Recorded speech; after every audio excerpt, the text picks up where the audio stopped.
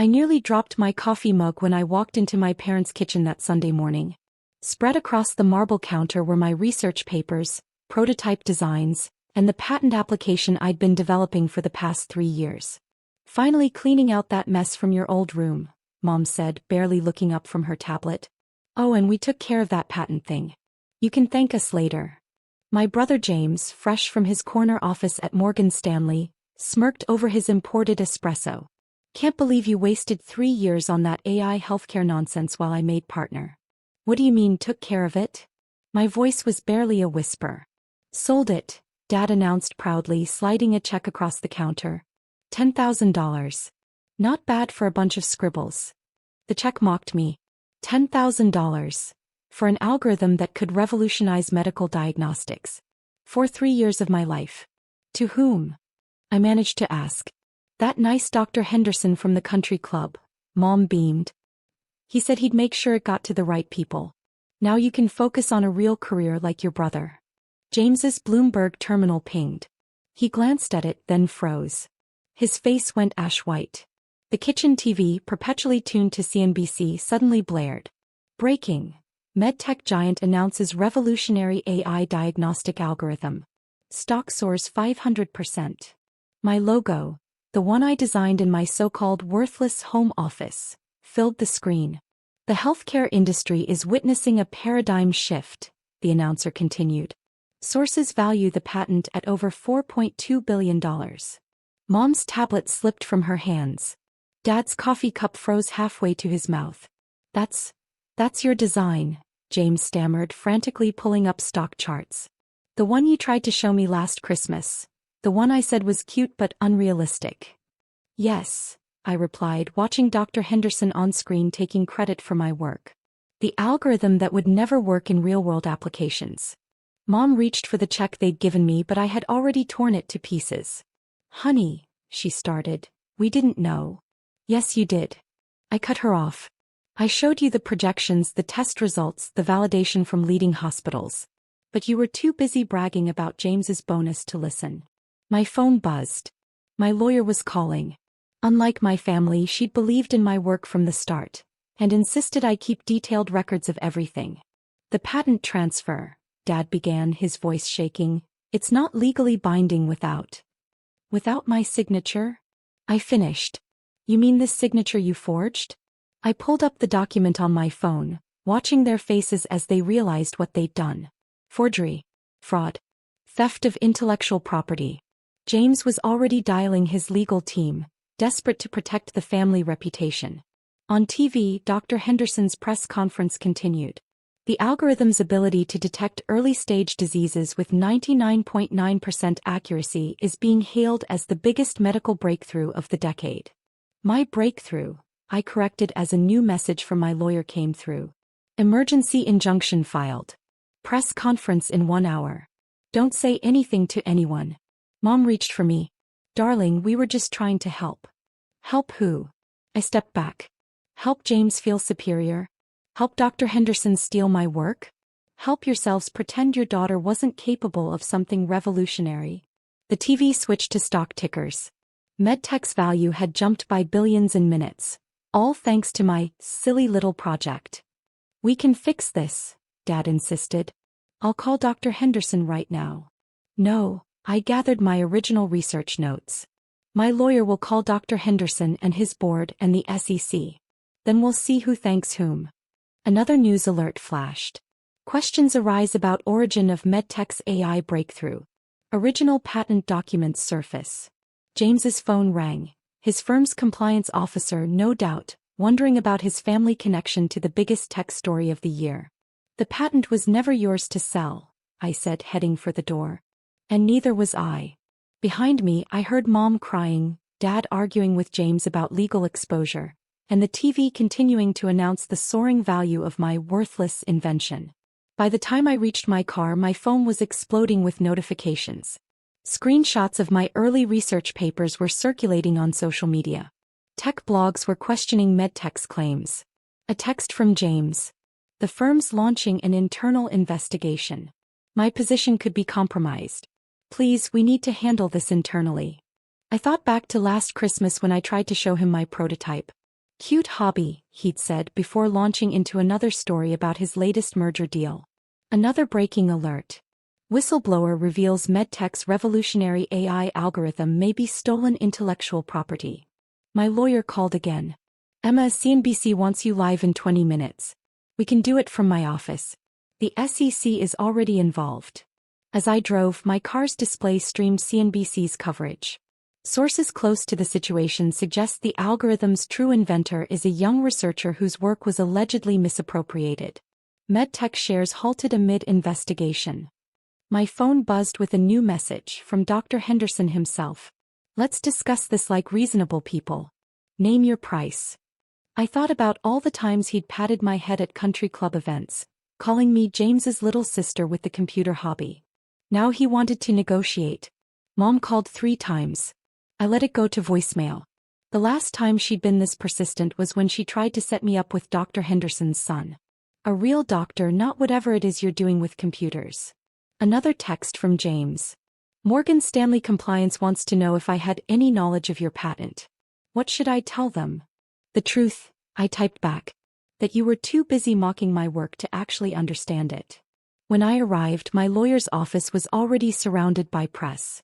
Through the tinted windows, I saw Dr. Henderson on CNBC, his usual country club confidence cracking under questioning. MedTech claims complete ownership of the algorithm, the reporter said. But these research papers dated 3 years ago. Emma. My lawyer greeted me, tablet in hand. The SEC has frozen MedTech stock. Henderson's board is calling an emergency meeting.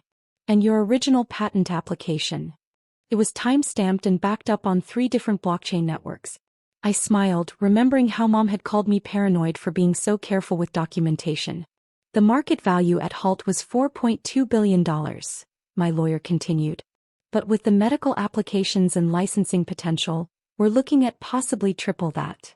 My phone lit up with a message from Dad. Princess, let's talk about this. We can work something out as a family. The same way they had worked out selling my patent without my knowledge. Dr. Henderson is trying to claim he refined your algorithm, my lawyer said, pulling up more documents.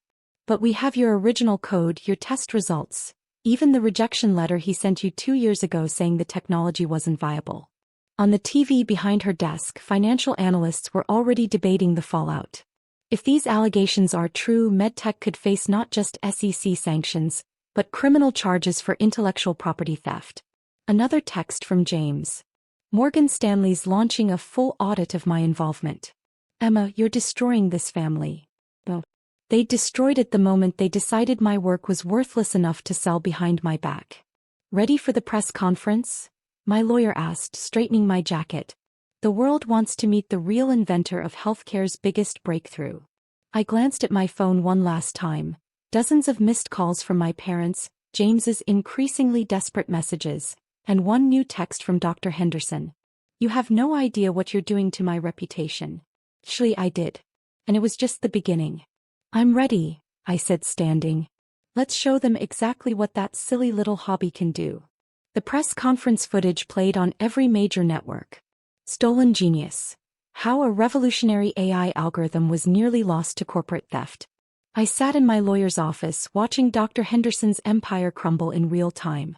When MedTech's stock resumed trading, it plummeted 70%. The SEC investigation expanded by the hour. Your brother's firm has placed him on administrative leave, my lawyer said, sliding another document across the desk. Morgan Stanley's audit revealed he had access to your early research through family connections. The same research he called a cute hobby, I muttered, signing the affidavit. The TV continued. In a stunning development, leading hospitals worldwide are already implementing the Winter algorithm, named after its true inventor, Emma Winters, with remarkable results. Early detection rates have improved by 300%. My phone buzzed with a text from Mom. The country club is asking us to resign our membership. How could you do this to us? I thought of all those dinner parties where they flaunted James's success while dismissing my work as a phase. She'll grow out of this computer thing, they'd assured their friends. The patent rights have been officially restored to you, my lawyer announced. And the licensing offers are pouring in. Mayo Clinic, Johns Hopkins, Cleveland Clinic. A breaking news alert cut in. Dr. Henderson resigns as MedTech CEO amid fraud allegations. My lawyer smiled. He's facing criminal charges for forgery alone, not to mention intellectual property theft and securities fraud. Another text from James. The firm's investigating my entire trading history. My career is over. I hope you're happy, Miss Winters. My assistant interrupted. The White House Office of Science and Technology Policy is on line 1. They want to discuss national implementation. I picked up and another alert flashed. Winters' algorithm saves first life. Early detection prevents fatal outcome. That was what my family had never understood. This was never about money or prestige. It was about saving lives. The licensing valuations are in, my lawyer said after I ended the call. Conservative estimate, $12.8 billion. Your hobby is now worth more than MedTech's entire market cap. My phone buzzed again. Dad, this time. Princess, about that check we gave you. $10,000. For technology that was revolutionizing global healthcare. Should we pursue additional charges against your parents? My lawyer asked gently. The forgery alone. No, I decided. Watching their social status collapse while their daughter becomes a healthcare pioneer is punishment enough. CNN was already running a special. The Winters Revolution. How one woman's algorithm is transforming medicine. The World Health Organization just called, my assistant added. They want to implement the algorithm in developing nations. I thought about Dr. Henderson's son, the one Mom had tried to set me up with. He dismissed my work as playing with computers. Now his father was facing federal charges while my algorithm saved lives worldwide. Your parents are in the lobby, my assistant said hesitantly. They're insisting on seeing you. Tell them they can make an appointment through my legal team, I replied, reviewing the latest hospital data. Another breaking alert. MedTech board members resign en masse as SEC investigation expands. James texted again. Morgan Stanley's compliance team wants all our family communications from the past 3 years. What should I tell them? The truth, I typed back. That you were too busy counting bonuses to notice your sister was changing the world. On screen, hospitals worldwide implemented my algorithm. Patient after patient diagnosed early, treated effectively, saved by the same invention my family had tried to sell for pocket change. The Nobel Committee reached out, my lawyer mentioned casually. Something about nominations for medicine and peace. I looked out my office window at the skyline, remembering all those dinners where they talked over me, all the condescending pats on the head, the dismissal of my career as a phase. Miss Winters, my assistant called. Time for your TED Talk prep. I gathered my materials including the $10,000 check, torn to pieces and mounted in a frame as a reminder. 6 months later I stood on the TED stage, real-time statistics scrolling across the screen behind me. 50 million lives impacted. 300,000 early detections. 98.7% accuracy. The Winter algorithm isn't just changing healthcare, I concluded. It's democratizing it, making early detection accessible to everyone, not just those who can afford extensive testing. The standing ovation lasted 5 minutes. In the front row, James sat in modest attire, no longer the Morgan Stanley golden boy but an entry-level banker. My phone buzzed. Winters Health AI valuation reaches $50 billion as global implementation continues. Backstage, my CEO reported, the WHO rollout is exceeding projections. Rural clinics are showing an 89% improvement in early detection. Another notification. Mom's latest social post. Always knew my daughter would change the world. #ProudMama. I thought back to her words just 6 months ago. That patent thing was holding you back from a real career. Dr. Henderson's sentencing is tomorrow, my assistant said. His lawyers are pushing for a plea deal. No deals, I replied firmly. Let him explain to a judge why he thought he could steal my work. The lobby was filled with hospital administrators and executives. Among them were doctors who once dismissed my research as unrealistic. My phone buzzed, another text from Dad. The country club board is reviewing our termination. Perhaps if you spoke to them. Delete. The Nobel Committee called again. CNN reported. Winters' algorithm expands to pediatric care, revolutionizing children's health care. James approached me hesitantly. Emma, about Christmas dinner this year. I'll be in Stockholm, I cut him off. The King of Sweden wants to discuss national implementation. His face fell. Gone was the arrogant brother who mocked my computer hobby. As I walked out, my phone buzzed again. Winter's Health AI named Innovation of the Decade. Founder becomes youngest recipient of Global Healthcare Impact Award. In the parking lot, I passed Dr. Henderson's old reserved space at MedTech. Now just another empty spot at a failing company. Your parents called again, my assistant said as we reached my car. They want to know if you'll attend their country club appeal hearing. Tell them I'm busy, I replied. And this time I truly was.